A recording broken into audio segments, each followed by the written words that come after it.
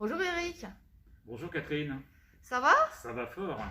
Dis donc, l'Amérique c'est brûlant actuellement. L'Amérique, tu veux la voir et tu l'auras? Effectivement, l'Amérique occupe tout l'espace et si on veut la voir et si on veut surtout la comprendre, peut-être une bonne adresse en termes de littérature, les éditions Gallmeister qui nous permet d'arpenter ce continent dans tous ses états.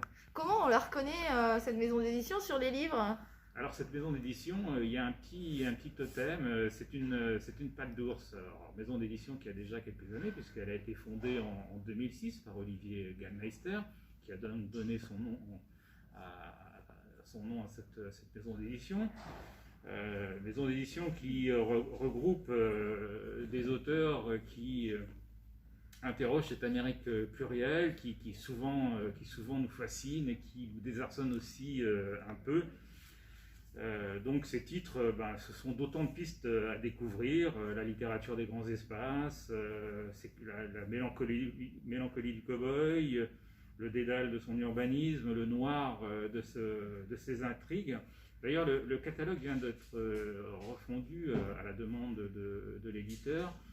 Il ne tient plus compte des genres, mais retient simplement la notion de romance, ce qui correspond aussi au lecteur, car aujourd'hui le lecteur d'abord choisit la Gallmeister avant de choisir l'auteur, car il est sûr de trouver ce qu'il cherche, quel que soit l'auteur.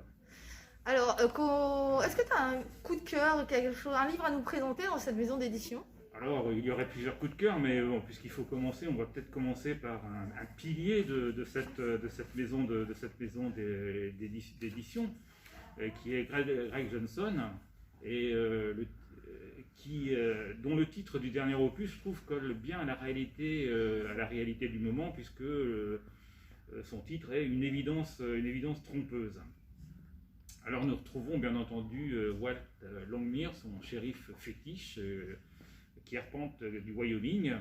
Et cette fois-ci, il va enquêter sur un accident qui semble être qu'un accident à première vue, mais en allant un tout petit peu plus loin, il va découvrir tout autre chose, car cet accident a eu lieu en marge d'un rassemblement de motards qui ne sont pas tous des anges, loin de là. Et donc, avec toujours son flingue et beaucoup d'humour, il va faire respecter l'ordre et la loi et faire rejaillir la vérité.